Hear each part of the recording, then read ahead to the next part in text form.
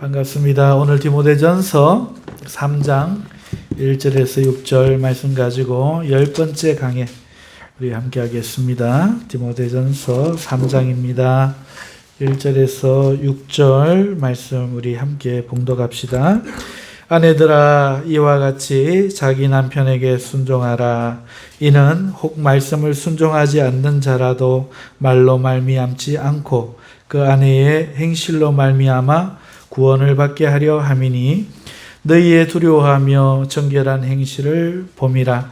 너희의 단장은 머리를 꾸미고 금을 차고 아름다운 옷을 입는 외모로 하지 말고 오직 마음에 숨은 사람을 온유하고 안정한 심령에 썩지 아니할 것으로 하라. 이는 하나님 앞에 값진 것이니라.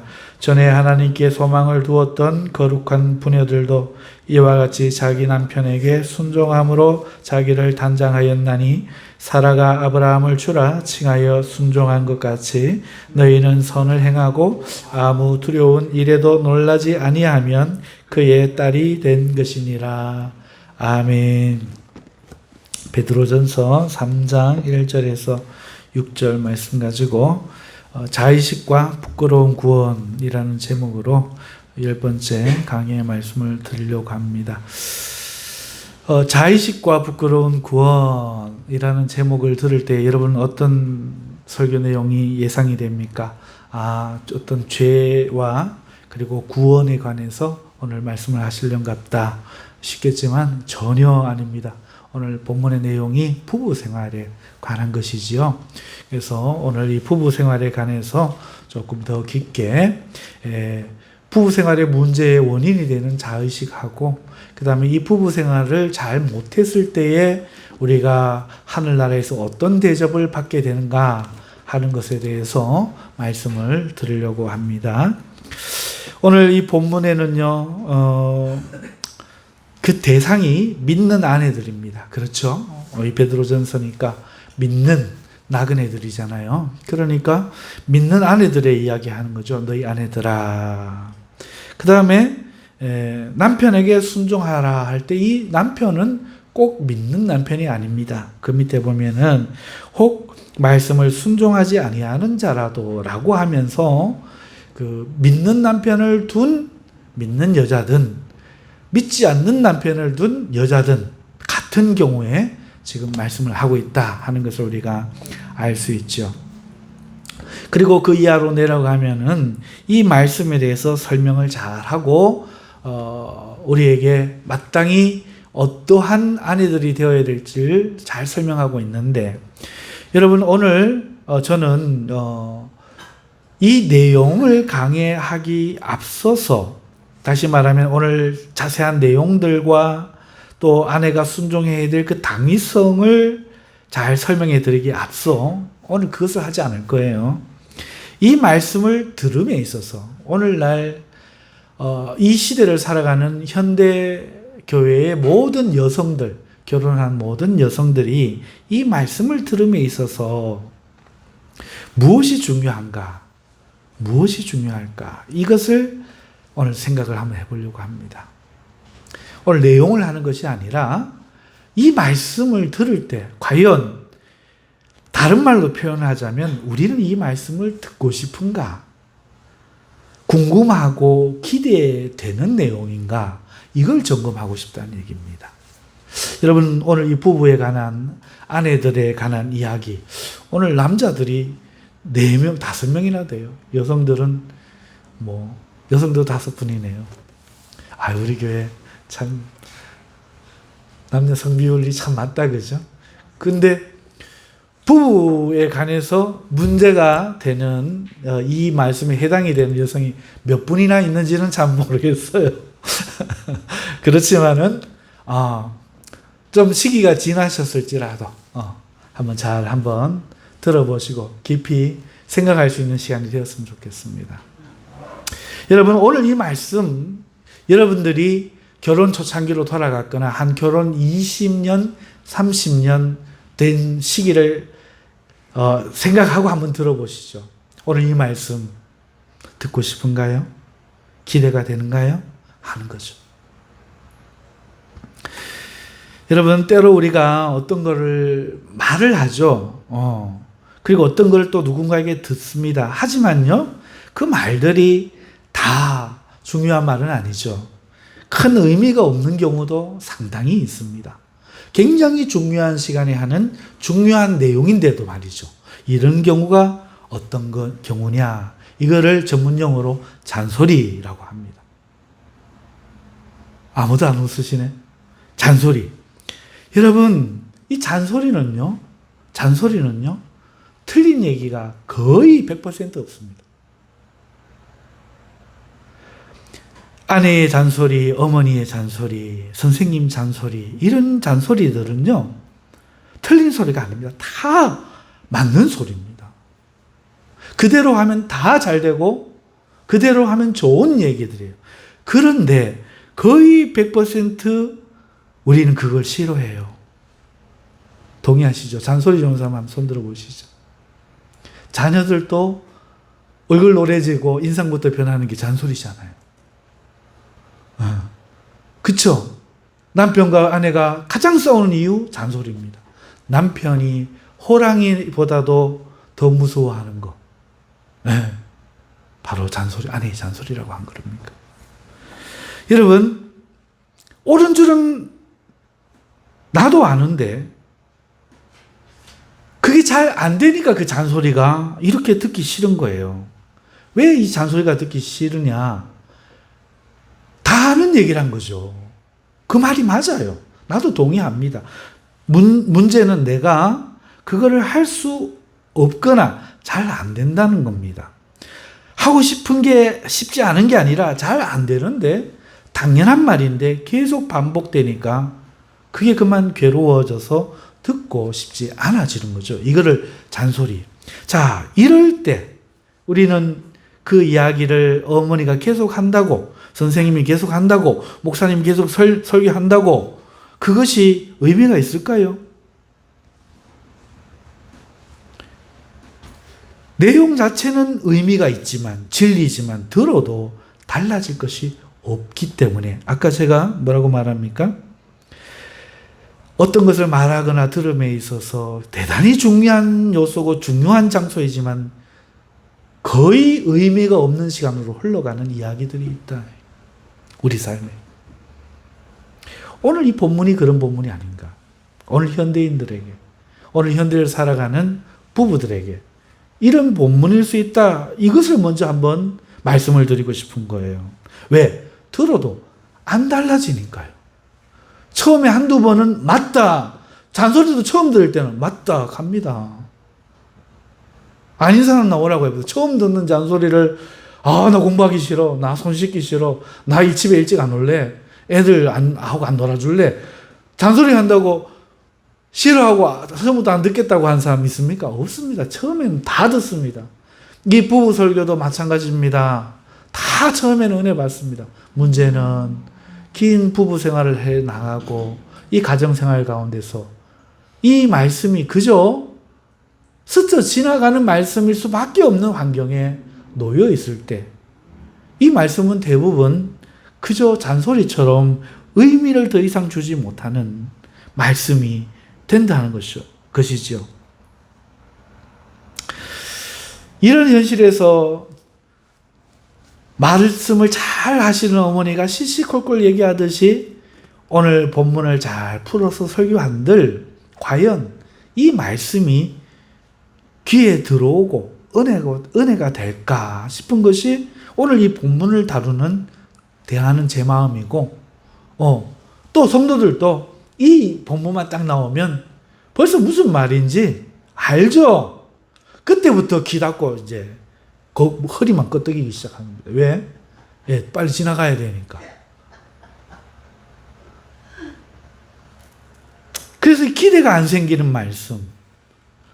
그래서 이 말씀에 기대할 수 있느냐 하는 것을 먼저 말씀을 드리는 겁니다. 만약 기대가 전혀 없고 이런 문제로 인해서 마음이 닫혀 있다면 그것은 무의미한 시간이 될 것이기 때문에 그렇습니다. 그럼 어떻게 해야 됩니까? 해결해야죠. 무엇이 중요하죠? 어떻게 해야 되죠? 여러분, 부부 사이가 좋은 사람은 이 말씀에 아무 문제가 없어요. 오늘 이걸 다룰 필요도 없어요. 오늘 본문 내용을 그대로 단순히 강해만 하더라도 은혜가 되고 지식이 더해져 가겠죠. 문제는 부부가 문제가 있을 경우에 오늘 이 설교는 더 이상 진행할 필요가 없다는 거죠. 그런데 오늘날 그런 부부가 많다는 겁니다. 이것은 제 주장이 아닙니다. 사실이 그렇습니다. 여러분, 믿는 성도들에게 이게 현실이라는 것이죠. 그래서 이것을 어떻게 해야 되는가? 두 가지를 말씀드리려고 합니다. 첫째, 이 말씀이 오늘 우리의 삶에, 우리의 신앙에 이루어지려면은요, 반드시 선행되는 과제가 있는데, 부부 관계가 회복돼야 된다. 그렇지 않으면 불가능하다 말씀을 드립니다. 이 이야기를 듣고 웃으신 분 머리가 엄청 좋으신 분이에요. 안 돼서 그러고 있는데 회복되고 이 말씀을 들으라. 예, 바로 지금 그 이야기를 하는 겁니다. 그래서 회복이 안 되는 거예요. 다시 말씀드립니다. 여러분, 오늘 이 말씀을 순종하려면 너와 나 사이에 문제가 없어야 돼. 상처가 없어야 돼. 그래야 할 수 있어.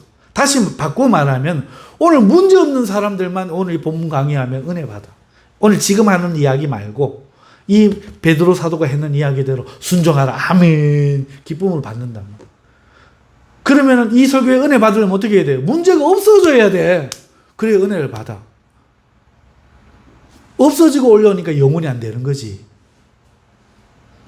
자, 바로 그 이야기예요. 그 이야기를 바꾸는 거예요. 어떻게 바꿨습니까?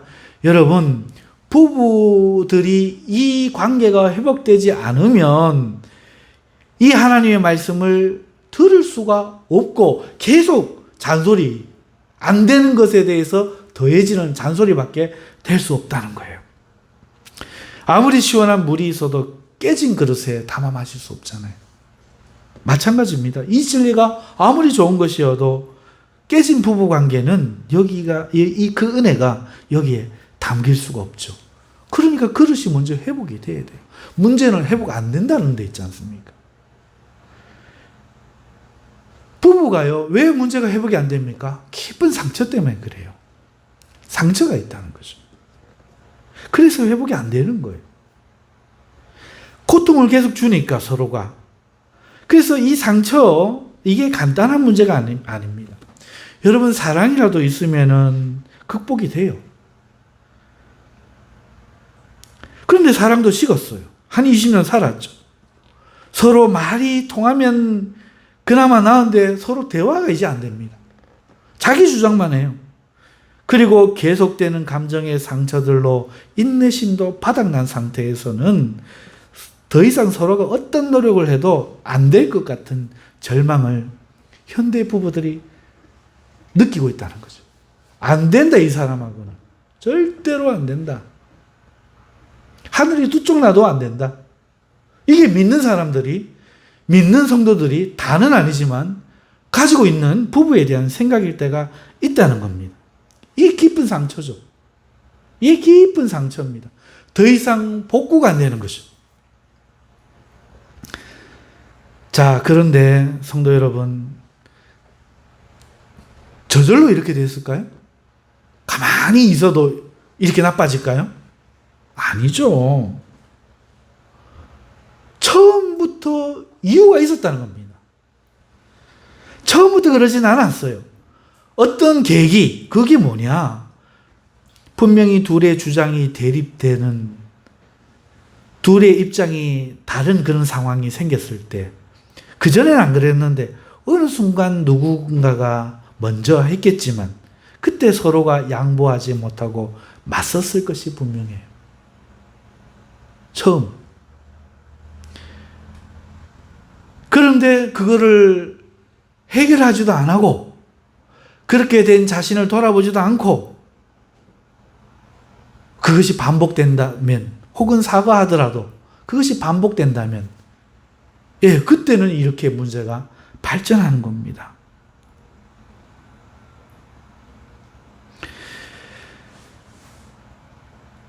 그런가 하면요, 작은 것 때문에 상대에게 쉽게 화를 냈을 것이 분명해요.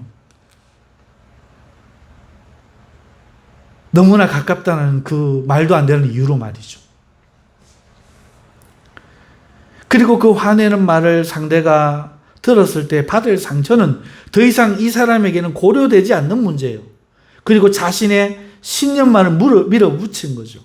그래서 상대를 향한 포언까지도 서로가 했을 겁니다. 그래서 이렇게 온 문제란 거죠. 그러니까 이 문제를 해결하려면은 나빠지기 전에 그 시작된 그 처음으로 돌아가야 되죠. 돌아가야 됩니다. 그래야 해결할 수 있습니다.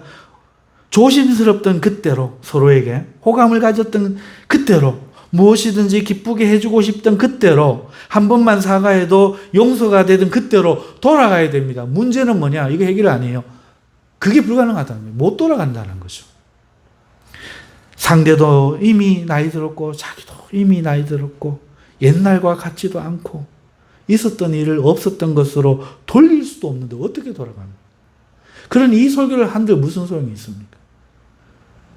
돌아가고 싶죠? 아, 맞아. 그때 우리가 초심을 잃어버렸구나. 사랑하는 마음을 잃어버렸구나. 잘해보자 싶죠? 근데 못 돌아가는 건 어때요? 저 사람은 여전히 저렇고 나도 여전히 이렇고 안 바뀐단 말이죠.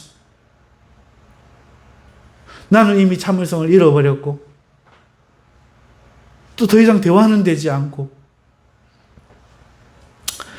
그러니까 이 부부 문제에 있어서 오늘 아내들아 남편들에게 순종하라 하나님 말씀인 건 우리가 아는데 진리니까 우리가 순종해야 되는 건 맞는데 거의 잔소리 수준으로 우리 무의식은 듣고 있는 거예요. 대놓고 못하고 아멘 더 빨리 지나가라 아멘 빨리 지나가라 아멘 우리의 본심이죠. 내가 왜 그러는지도 모르고 내가 오늘 왜 한수잔대 마시면 하나도 안 생각날까 일어서면 까맣게 잊혀지는 이유도 모르는 왜? 안 듣고 싶은 말 들어봐야 전혀 나아질 것이 없는 설교 잔소리 같은 설교 당연한 소리인데 안 되는 설교 나만 해결된다고 되지도 않을 일인 거죠. 이럴 때 오늘 우리는 어떻게 느끼냐 나나 상대가 하나님의 강권적인 강제적인 은혜를 받아가지고 확 변하기 전에는 이 문제가 과연 해결될까 싶은 그런 문제라는 거죠. 이 부부 문제라는 것은 오늘날 많은 성도 전부가 아니고 많은 성도들에게 근데 이렇게 강권적인 은혜가 돼서 바뀌는 경우가 있어요. 부부가 좋아지는 경우가 있어요. 어떤 경우인가 하면요 이게 한정적인데 전부 그렇게 되는 게 아니에요. 일부 그렇게 됩니다. 어떻게 되는가 하면은 한쪽은 신실하고 한쪽은 신실하지 못한 경우에 이렇게 돼요. 은혜로 바뀌어요. 예를 들어 보면 아내는 잘 믿고 착한 사람입니다. 근데 남편은 믿지도 않고 그 세상에서 그렇게 사는 가부장적인 그런 사람이에요. 그래서 눈물로 아내가 남편을 위해 기도하고 그걸 다 신앙으로 이겨내고 참아내고 그러고 있는데 남편이 어떤 계기로 극적으로 주님을 만난 거예요. 그리고는 은혜를 받고는 믿음으로 아내의 귀함을 깨닫고 그때부터 아내의 상처를 보듬고 사과하고 남편의 노릇을 감당할 때 이로 인하여 아내가 하나님께 감사하고 자기의 잘못했던 걸 다 용서하고 받아들이는 경우죠. 이런 경우는 간증에서 종종 들어요. 이때는 이게 돼. 가만 들어보세요. 대부분 그렇지. 그런데 어떤 부부들은 이게 안 돼요. 어떤 부부가 안 되냐? 잘 생각해 보세요. 안 되는 경우가 어떤 경우냐 하면은 부부 둘 다 신실한 사람들이에요. 둘 다 나름대로 신앙에는 문제가 없어요. 하나님을 믿는 사람들이라는 거죠. 뭐 잘 믿냐 못 믿냐 그 색깔이 너와 내가 같냐 이 문제 이야기하는 게 아니에요. 하나님을 모르는 사람들이 아니라 나름 자기들의 방식으로 하나님을 믿는 사람들 이 사람들이죠. 이럴 때는 해결이 안 돼요. 하나님을 믿는다는 점에 있어서 잘 믿느냐 안 믿느냐의 문제가 아니고 믿는다는 점에 있어서 신앙에 문제가 없고 또 믿으면서 생각이 서로가 다르고 그러면서 상처가 계속 생긴 경우, 이때는 안 돼요. 은혜를 받아서 둘이 좋아지는 경우는 거의 없습니다. 여러분, 이런 경우에 대부분 보면 그냥 살아가면서 서로에게 실망합니다. 실망하는 거죠. 존경이 안 되는 거예요. 아내가 남편이 존경이 안 되는 거예요. 남편이 아내가 사랑스럽지가 않은 겁니다. 깊은 실망. 끝나는 거죠. 더 이상 기대할 게 없어요. 그래서 가장 나은 게 더 나빠지지만 않으면 돼 하고 자녀를 보면서 참으면서 억지로 사는 경우인데, 이런 경우에는 은혜를 확 받아서 바뀌는 경우 있으면 한 번이라도 손 들어봐요. 여기 이 10명 중에 보신 분 있는지. 신앙이 뭐 4대고 5대고 다 쓸데없어. 목사고 장로고 다 쓸데없어. 이거는 뭐 성경에 쓰여 있는 게 아니고 제 경험론적으로 이야기하는 거예요. 제가 3대째 신앙인으로 교회에서 자랐어요. 나이가 50입니다. 부부 생활하는 걸 다 봤어요. 많은 이야기를 들었죠. 나도 경험하고 있어요. 단 한 번 경우도 못 봤습니다. 부부 사이가 좋은 부분은 봤어요. 그런데 이렇게 나빠졌다가 된 부분은 거의 없더라고요. 자, 그럼 왜 안 되느냐? 어떤 경우에 은혜로 확 바뀐 게 아닌데 두 부부가 서로 나쁘다가 좋아진 부부가 혹 있어. 그럼 그 사람들은 어떻게 됐느냐? 이제 이걸 말씀드리려고 합니다. 여러분, 이것을 은혜로 해결되는 문제가 아니라면 그럼 뭘로 해결해야 되느냐? 이때 오늘 제목 중에 하나인 자의식입니다. 자의식이 생겨야 돼요. 다른 말로 하면 자의식이 바뀌어야 돼요. 여러분, 따라해 봅시다. 자의식. 자의식이 뭔가요? 자기를 이해하는 거. 자기를 이해하는 인식. 이게 자의식이에요. 내가 누군가. 나를 아는 거. 이게 자의식이거든요. 여러분, 인식이라는 게 뭐예요? 주위의 환경이나 분위기 등을 알아채는 거. 이거 인식이라고 하잖아요. 알아채는 거. 무엇이 좋은지, 나쁜지, 어떻게 해야 되는지 이런 걸 알아채는 거. 이게 인식이에요, 인식. 그러니까 자의식이라는 건 앞에 스스로 자자가 붙었잖아요. 자신에 대해서 하는 인식이죠. 어떤 자신이요? 자신이 좋은 사람인지, 나쁜 사람인지, 똑똑한 사람인지, 멍청한 사람인지, 결단력이 있는 사람인지, 우유부단한지, 무엇을 잘하는지, 못하는지. 그러니까 내가 이런 것들을 바탕으로 내가 어떻게 해야 살 수 있는지 이런 걸 인식하는 것을 자의식이라고 하죠. 이 자의식이 해결이 돼야, 자의식이 생겨야 부부관계가 개선될 수 있어요. 대부분의 경우에. 신앙생활하는 부부가 서로가 사이가 안 좋았는데 이 부부가 서로가 좋아지려면, 이 말씀을 순종하고 이 말씀에 은혜 되려면은 자의식이 바뀌어야 돼요. 상대가 바뀌는 게 아니고 자기의 자의식, 자기를 아는 의식이 바뀌어야 합니다. 하지만 대부분의 사람들은요, 놀랍게도 자의식이 없습니다. 기독교인의 많은 사람들이 자의식이 없어요.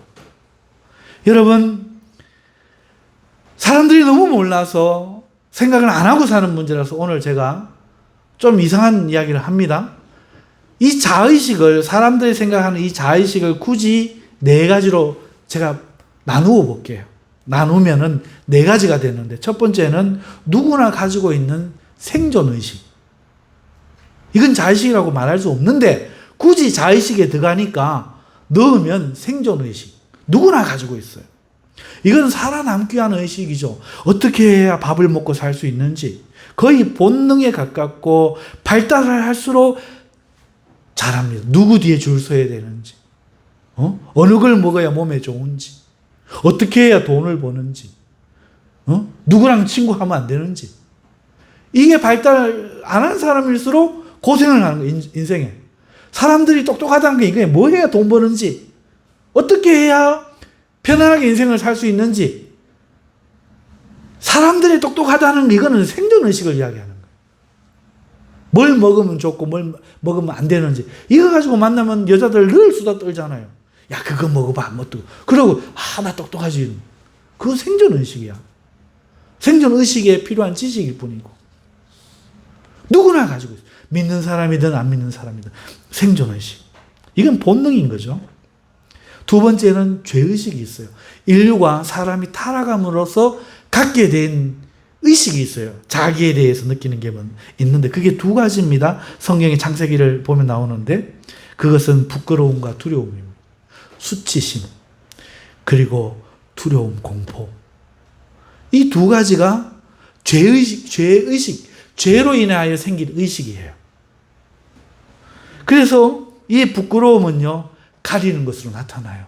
그리고 나중에 분노로 나타납니다. 변명, 위장 뭐 여러 가지 하다가 분노로 나타납니다. 살해하는 것으로 나타납니다. 그 다음에 두려움은요, 숨는 것으로 나타나요. 회피하거나 도망가거나 외면하거나 모든 게 다 들어가요. 네. 숨어버려요. 그 문제는 생각 안 하고 몰라 네가 해결해줘. 이것도 하나의 회피, 두려움. 나는 못해. 밥 못해. 나는 컴퓨터 못해. 나는 자전거 못해. 전부 이 두려움이 생기는 겁니다. 그리고 이 두려움은요, 책임전가로 나타납니다. 책임전가. 네 때문에 이렇게 됐잖아. 이런 책임전가로 나타납니다. 여러분, 이 죄의식이 타락한 우리 사람들에게 다 있으니까 성도도 그렇고 세상 사람들도 있고 다 있어요. 그래서 생존의식 플러스 이 죄의식이 딱 더해진 게 인간 군상의 모습입니다. 그걸 잘 가리는 사람, 생존의식이 뛰어나갖고 남에게 그거 두려움, 부끄러움을 안 보이고 잘 해결하고 절제하고 이런 사람들이 성인, 성자, 문화, 리더, 지도자. 이 생존의식이 떨어지고 공포와 두려움에 쌓여있고 그래서 이걸 회피해서 마약 먹고 술 먹고 노숙자, 거지, 깡패. 이게 이 세상 군상이에요. 그게 그 사람들의 자의식인데 이거를 자의식이라고 하면 안 돼요. 그건 거의 본능에 가까운 거예요. 자기에 대한 인식은 맞는데 그건 수준이라고 말할 게 없어요. 그러면 이 세상 사람들 중에서 자의식이 없느냐? 있어요. 그럼 무엇이 자의식이냐? 자의식은 이 생존의식과 죄의식으로 살아온 자신의 모습, 자신의 이 인생에 대해서 자기 자신의 평가가 더해지면 그게 자의식이 되는 거예요. 다시 말해서 사람들은 다 이 생존의식, 죄의식을 가지고 막 살아가요. 그런데 그런 살다 보면은 어떤 계기로 인해서 자신의 인생에 대해서, 자기에 대해서 평가하는 사람들이 생겨요. 과거에서부터 현재까지 자기 모습을 보면서 내 문제가 뭔가, 나는 누구인가, 어떻게 살았는가, 이걸 평가하는 사람이 생깁니다.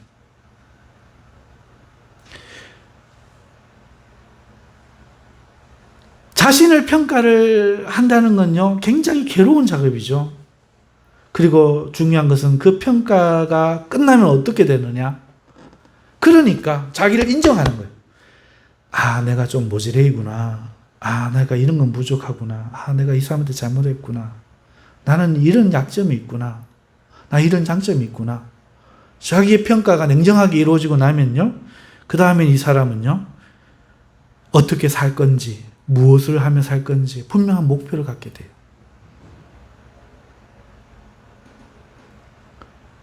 나는 지구 환경 보호 운동하면서 살겠다.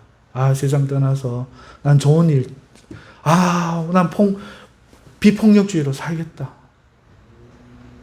나는 남북 통일 운동하겠다. 뭐 하겠다. 고아 가구 돌보면서 사회복지 사업하면서 살겠다. 전 세계의 뜻을 한번 모아봐야겠다.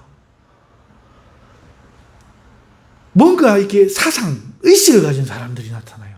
자기가 누군지를 분명하게 안 사람 말이죠.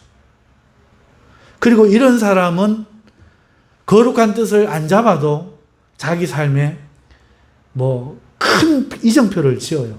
예를 들어서 애플 회사를 세운다든지,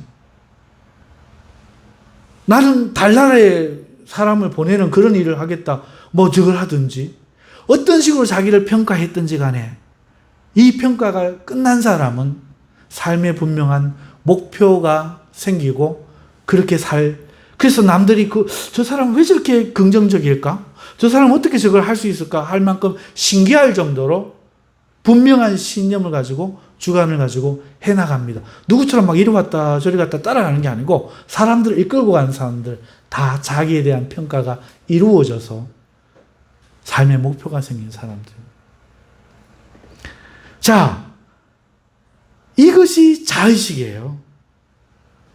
자의식은 자기에 대한 냉철한 평가가 없으면 안 되는 거죠.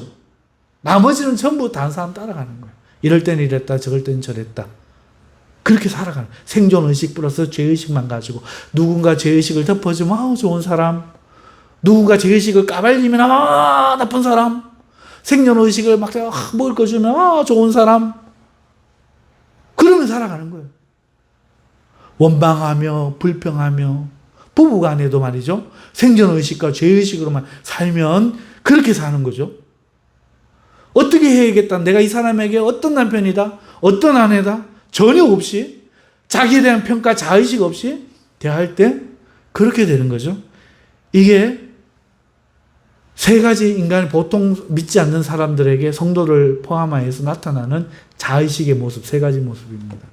네 가지 성경이 제시하는 네 번째 자의식이 있는데, 그건 청지기의식이에요. 이 자의식은 자신이 삶의 주인이 된 사람들이 나타나는 거예요.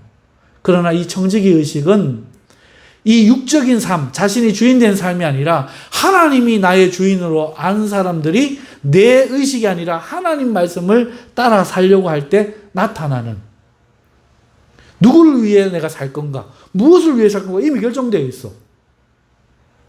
이런 사람들이 가지는 게 청지기 의식입니다. 그러면은 아까는 성도들도 자의식조차도 없다고 해놔놓고 청지기 의식을 왜 말합니까? 이 청지기 의식 갖고 부부 문제가 해결이 안 돼. 오늘 베드로의 이 말이 청지기 의식이거든. 아내들아 순종하라. 당연한 말이죠. 하나님 말하셔도 해야 돼. 문제는 안 되는 얘기야. 자, 이제 문제가 보이죠? 우리의 보이지 않는 무의식과 죄와 사람의 모습이 확 보이죠? 깨달아지죠? 여기에 우리는 계속 청지기 의식만 가지니까 잔소리가 되는 거예요. 잔소리가 아닌데, 이 말씀을 들어야 되는데, 이게 내 힘으로 안 되는 거예요. 자, 이런 네 가지 의식인데, 그럼 이 말씀을 왜 드렸는가? 좀 전에 말씀드렸다시피, 많은 성도들이 자의식 없이 청지기 의식을 가지려고 하거나 강요받는다는 거예요. 하지만 인격이 성숙되지 않았으니까 이게 안 되는 거예요. 왜? 이건 자의식의 문제거든요. 동물들도 먹어야 살고 우리도 먹어야 사는 것처럼 세상 사람들도 이것도 우리도 이 자의식이 기반돼야 되는 거예요. 기반. 청지기 의식이 내 몸이, 내 혼이 못 따라가는 거예요. 자의식이. 할 힘이 내게 없는 거죠. 화나게 하는데, 자꾸 들쑤시는데 어떻게 참아? 나는 자의식이 없고 뭐만 있습니까? 예, 생존의식과 죄의식만 있는데 찌르는데 어떻게 참아? 이해갑니까? 자의식이 없어요. 내 평가, 그래서 이 사람에게 내가 어떻게 해야 된다, 이 평가가 이루어지지 않았어. 나는 어떻게 해야 된다, 이게 이루어지지 않았어. 목표가 없어. 그러니까 청지기 의식은 아멘인데 안 되는 거죠. 요원한 말이죠. 반복되는 잔소리와 같아지는 거죠. 아무리 잘 설명해도 그거는 불가능한 얘기가 되는 거죠. 오늘 살아가는 많은 현대 성도들에게 말입니다. 여러분, 자의식이 다시 말해서 인격이 성숙되지도 않았고, 둘째, 나도 안 성숙됐는데 너도 안 성숙되고 문제는 계속 부딪히니 이게 해결될 수가 없죠. 암만 말씀을 들어도 이거는 깨진 독에 물붓기가 되어버리는 겁니다. 절대로 은혜 받는다고 해결이 안 되는 겁니다.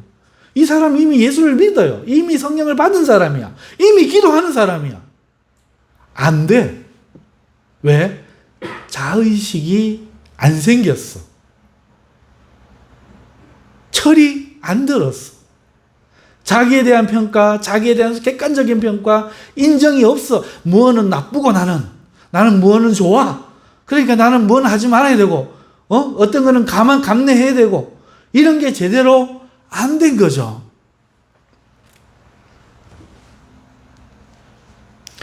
자, 그러다 보니까 여러분, 이 문제가 해결되지 않습니다. 그래서 이럴 때 어떻게 해야 돼요? 그렇죠. 깊은 사색과 고찰을 통해서 자신의 인격을 성장시켜야 할 필요가 있는 겁니다. 이거는 못한다 하지 마세요. 왜?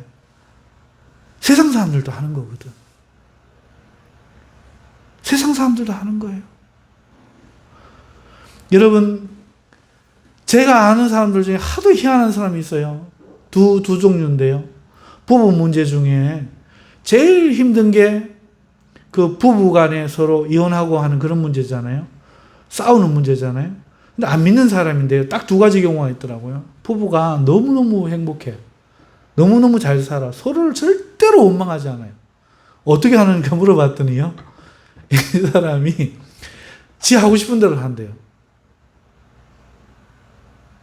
아내가 나가서 다른 남자랑 바람 피우든 말든 신경을 안 써요. 절대로 그걸 생각을 안 하는 거예요. 간섭을 안 하는 거야. 절대로 궁금해하지도 않고 요구하지도 않아요. 애 잘 키우고 가정에만 문제 없으면 괜찮대. 정말 슬픈 이야기지만 이것도 자기에 대한 평가지. 사람에 대한, 죄인에 대한 평가란 말이에요. 이거 안 된다. 안 된다. 그럴 것 같으면 인정하고 풀어주고, 오히려 내 걸로 독점하려고 하는 이거를 버리고, 질투를 버리고 살아가자. 그러고 살아가는 거예요. 두 번째는 어떤 경우인 줄 아세요? 어떤 경우가 하면은, 이 사람은 이미 결혼 전에 남자를 수없이 만났어.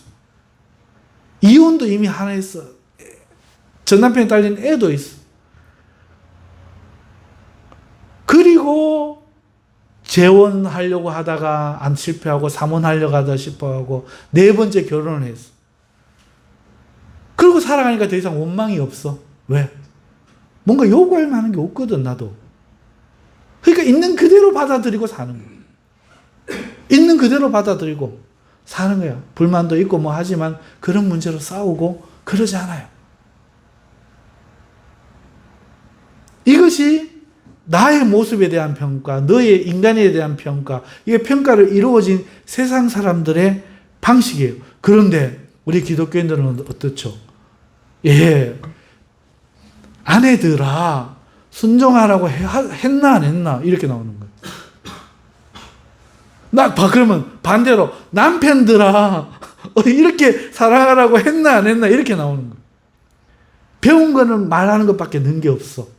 따지고 싸우고 주장하고 생존의식 더하기 죄의식 가지고 이 남편에 대해서 정죄받지 않으려고, 이 가정생활에서 빼앗기지 않으려고, 권리를 빼앗기지 않으려고 싸우니 너도 참 힘들겠다, 나도 참 힘들지, 안 이루어지는 거예요. 서로가. 그래서 이런 경우에는 깊은 사색과 고찰을 통해서 신앙 이전에 인간이 먼저 돼야 됩니다.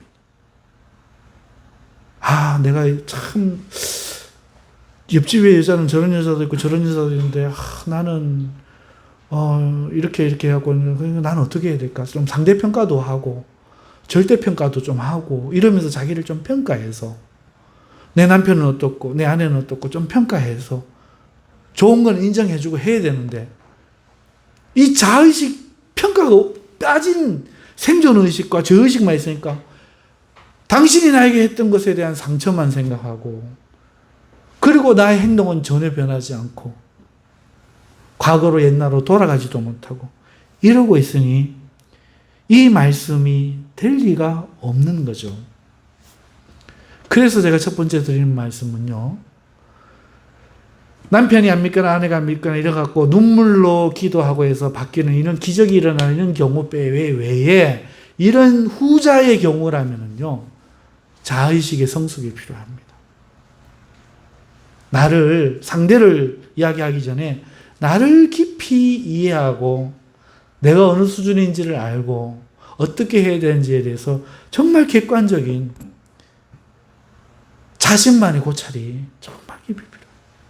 그리고 나서 결혼을 계속 할 건지 아니면 헤어질 건지, 계속 살기로 했으면 그러면 뭘 내가 감수하고 어떤 건 요구하지 말고 어떤 걸 잘해야 될 건지, 이거에 대한 필요가 필요해요. 그래갖고 서로가 하려고 노력을 해야 과거로는 못 돌아가도 뭔가 풀려가고 미안해, 잘못해서, 그러고 더 뭔가를 얻어내기 위한 그런 게 아니라 내 바뀌는 인격 때문에 아내가 보더니 아이고 옛날에 인간 같지 않더만 그래도 요즘 좀 철들었다 싶고, 야 그래도 같이 가도 좀 되겠다 싶고, 지금 가봐야 내가 뭐 저가겠노 싶고, 그러다 보니 좀 좋은 마음도 생기고 하는데, 뭔가 내가 요구를 할 뭔가를 가지고 하잖아요. 왜? 이 병신이거든. 자식이 없거든. 여전히 한심한 거야. 여전히 저 인간은 안 되는 거죠. 서로가 그런 거예요. 그래서 이거는 신앙의 영역이 아닙니다. 사람의 영역입니다. 내려놓고 죄의식과 생존의식을 내려놓고 자의식을, 자기에 대한 평가를 더 해야 돼요. 어떤 게 진정으로 우리가 사는 건지, 내게 좋은 건지. 자, 두 번째 드릴 말씀은 뭔가? 해결이 아니고 이미 해결책을 말씀드렸습니다. 첫 번째 경우는 이렇게 해결이 됩니다. 대부분 은혜로 하나님의 그 성령의 임하심으로 되는 경우는 거의 앞 경우에 있습니다. 두 번째 경우는 서로가 인격이 성숙하는 경우 말고는 방법이 없습니다. 이거 안 되고 정직의 의식 가져라. 한 3일 하면 욕티 나옵니다. 절대로 안 됩니다. 이 자의식이 평가돼야 됩니다. 철저한 자기에 대한 인정이 수반돼야 됩니다. 그리고 상대가 이거 변한 게 아니라 내가 뭘 할지만 생각하는 겁니다. 그렇게 됐을 때 나머지 평가는 그 사람에게 맡겨놓는 거예요. 더 이상 그 입을 열어서 죄의식으로 뭘 하는 게 아니라 내 결단, 내 결정, 내 인격을 가지고 내 평가한 것은 내 목표대로 살아가는데 이게 안 맞으면 거기서 끝. 맞으면 계속 살아가는, 그럼 좋아집니다. 그러다 보면 어느 순간에 이 말씀도 순종이 되는 거지요. 은혜 되는 말씀이 되는 거지요. 자, 두 번째, 어떤 경우가 있느냐? 이게 너무 어려워. 이 둘 다. 내가 막 그 30일 금식해갖고 막 남편 바뀌기를 기도해야 할 믿음도 없고, 그런 성실 인내도 없고, 열정도 없어. 성령의 뜨거움도 없어. 이런 사람이 자의식까지 평가를 하지 않는, 자의식까지 가지고 싶지를 않아. 이런 경우가 있을 거 아닙니까? 모르겠고 그냥 살란다. 모르겠고. 자, 이런 사람들에게 이야기하는 겁니다. 두 번째 제목, 부끄러운 구원입니다. 오늘 이 성경의 맥락을 우리가 계속 되짚었기 때문에 아시죠? 구원이 연결되어서 지금 나오는 거예요. 그리고 이제 구원받은 사람이, 거듭난 사람이, 예수님께 자라간 사람이 이 세상에서 어떻게 해야 하나님의 영광을 드러내고 사람을 구원할 수 있을까 하는 영역으로 지금 나가서 세상의 왕들에게, 질서에게 순종하고 직장 상사에게 순종하고 이야기 나오고, 지금 아내들아 이와 같이라고 말하고 있지 않습니까? 그러니까 이 영역은 구원에 해당되는 게 아니죠. 상급에 해당되는 거죠. 이걸 안 하면 뒤에 이미 거듭나고 다 구원받았어. 그래, 이걸 안 하고 그렇게 살면 하나님 나라 가서 심판받을 때에 그 자기의 그게 낱낱이 다 드러나잖아. 평가가 되잖아. 그때 어떻게 됩니까? 부끄럽다는 거죠. 상 받을 게 없다는 거죠. 그래서 부끄러운 구원이라고 말하는 겁니다. 구원은 받는데 상 받을 게 없어. 왜? 되는 대로 그냥 살았거든. 회피하고 모른 체하고 그냥 회피하면서 살았거든. 여러분 공부해야 될 때 공부 안 하고 뭐 책임질 때 책임 안 지고 회피한 사람들 성공하는 거 봤어요? 뭐 그 사람들 땅 부자가 돼갖고 어느 날 갑자기 부자가 되면 살 것 같습니까? 그거 지킬 능력이 없습니다. 그래서 부끄러운 구원이 제목에 붙은 거예요. 부부 문제의 제목이 왜 죄의식과 부끄러운 구원이냐? 예, 이것이 바로 신앙의 영역이거든요. 상급의 영역인 거예요. 그러면서 사라 이야기가 나오는 거죠. 네가 네 입장에서 네 기분에 네 남편 때문에 살 거냐, 하나님 때문에 그걸 이길 거냐, 이 지금 상급의 문제로 지금 이야기하는 거죠. 이걸 바울의 이야기로 풀어갖고 오늘 베드로 사도 이야기죠. 베드로전서니까 바울전서 아닙니다. 바울 이야기 뺏긴 거 아닙니다. 아내들아 남편들아 뒤에 빌립보서에 나오는 그 이야기 지금 하는 거 아닙니다. 에베소서에 나오는 이야기 하는 거 아니에요. 이거는 지금 베드로 사도의 이야기입니다. 그 바울 사도가 하는 이야기는 교회 안에서 마땅히 해야 될 이야기인데 오늘 이 대상이 누굽니까? 혹 말씀을 순종하지 않는 자. 다시 말하면 예수를 믿지 않고 불순종하는 남편을 둔 자라도 아닙니까? 대상은 여자지만 불순종한 남편을 둔 사람들에게 이야기하는 겁니다. 여기도 포함되는 이야기입니다. 그러니까 이건 세상 일반적인 이야기란 거예요. 바울 사도는 믿는 가정에서 당연히 있어야 될 이야기를 했다면 이거는 일반적인 수준에서 이야기하고, 왜? 일반적인 세상에서 성도가 어떻게 살아야 될지를 이야기하고 있으니까.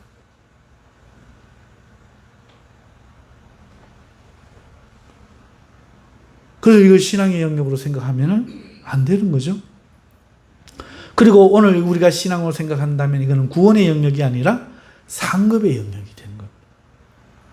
이미 구원은 받았고, 믿음으로 말미암아 받았고, 나를 저렇게 괴롭게 한 저 남편도 받았고, 그렇게 내 말을 안 듣는 아내도 받았는데 상급이 없어요. 그래서 이렇게 이야기하는 겁니다. 그러면 남편은 무슨 얘기예요? 믿지 않는 남편이 어떻게 한다고요? 아내가 어떻게 한다고요? 지금 오늘 성경 본문에 보면 좀 이상한 말이 있죠. 아내의 행실로 말미암아 구원을 받게 한다고 하는데 그 아내의 행실이 뭐예요? 두려워하며 정결한 행실. 두려워하면 남편을 왜 두려워합니까? 앞에 세상, 임금, 직장 상사 지금 같은 말이잖아요. 그 권위를 인정하고 남편이 이야기하는데 예, 말씀하시죠 하는 이 여자가 남편한테 또박또박 논리로 따지는 여자보다 남편을 구원하기 쉽다는 거예요. 남편을 따지고 하는 여자들하고는 이혼을 하지만 아무리 여자가 약해도 네 그렇게 하겠습니다 하는 여자는 평생 데리고 산다는 거죠. 이건 일반적인 거예요. 신앙의 영역이 아니라. 하물며 믿는 사람이 그렇게 순종적이고 남편을 두려워하는 아내를 보고 어찌하여 그 악한 마음을 돌이키지 않겠느냐. 이건 그냥 깔려있는 얘기인 거죠.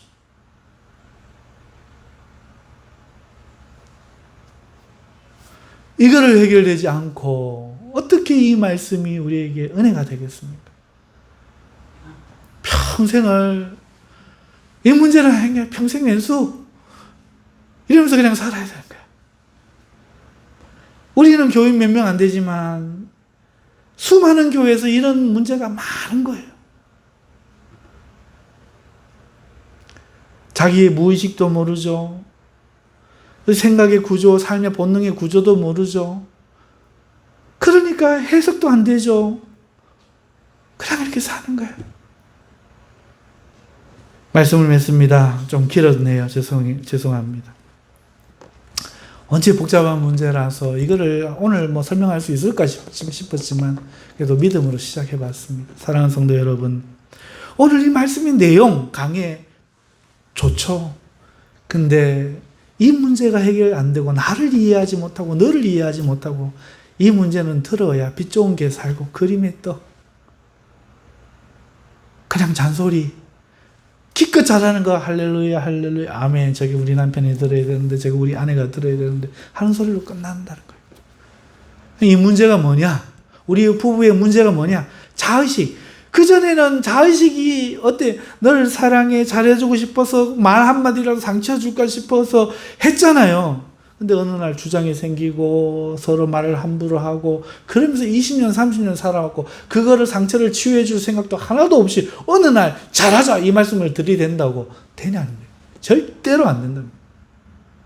너를 바꾸려고 해서는 절대로 안 돼요. 내가 바뀌어야 돼. 내가 이 바보 수준을 벗어나야 돼. 자의식이 생겨야 돼. 내가 멋진 사람이 돼서 아내에게 존경을 받아야 돼. 내가 이 멋진 여자가 돼서 남편의 사랑을 이끌어내야 돼. 그런 이후에 내가 결정할 수 있어요. 살 건지 말 건지. 그리고 살기로 결정할 때 이 말씀이 은혜가 되는 거야. 혹 말씀을 순종하는 남편을 뒀을지라도 주를 위하여 구원시키기 위해서 살겠다. 내가 과분하지 너한테. 그래도 난 그렇게 하겠다. 그때서야 이 말씀이 은혜가 된다. 사랑하는 성도 여러분, 10번째 강의 부부의 문제로 자의식과 부끄러운 구원에 대해서 말씀드렸습니다. 우리가 믿지 않는 배우자를 두고 이랬을 때는 하나님이 초월적인 능력, 기적으로 그게 바뀔 수가 있어요. 하지만 그렇지 않은 대부분은요, 그 자의식이 문제였습니다. 그걸 인격이 성장해야 돼요. 그리고 이것도 하기 싫고 저것도 안 되고 그러잖아요. 그러면 부끄러운 구원은 감당해야 돼요. 하나님한테. 어차피 하나님 말씀 지금 하나를 안 지키면 나머지도 안 지키는 셈이잖아. 그렇죠? 어차피 이건 책망받는다고. 어차피 이건 평가받는다고. 그것도 좋으면 어쩔 수 없지 뭐. 네, 결혼 생활에 가정에서 행복을 느낄 거는 포기하고 이 말씀 들을 때는 그냥 눈 감고 주무세요.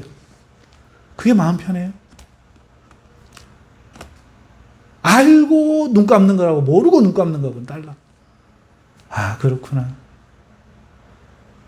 사랑하는 성도 여러분, 참 어려운 문제입니다. 참 어려운 문제예요. 이 말씀으로 깊이 묵상되어지는 은혜가 있기를 주님의 이름으로 축원합니다. 기도하겠습니다. 하나님 아버지, 이 말씀이 참 쉽지 않은 말씀이지만 그래도 하나님 내 삶을, 나의 영혼을, 또 상대의 마음과 상대의 상처를 헤아리고 보듬어 볼 수 있는 기회의 말씀이 되었기를 간절히 바랍니다. 왜 안 되는지를 분명하게 이해하고 어떻게 하면 되는지를 알아가는 시간 되었기를 원합니다. 하나님 외면하고 방치했던 그런 모든 것들, 하나님 숨고 변명했던 모든 것들 하나님 앞에 다 내어놓고 해결받는 우리의 가정들 다 되게 하여 주시옵소서. 예수님의 이름으로 기도하옵나이다. 아멘.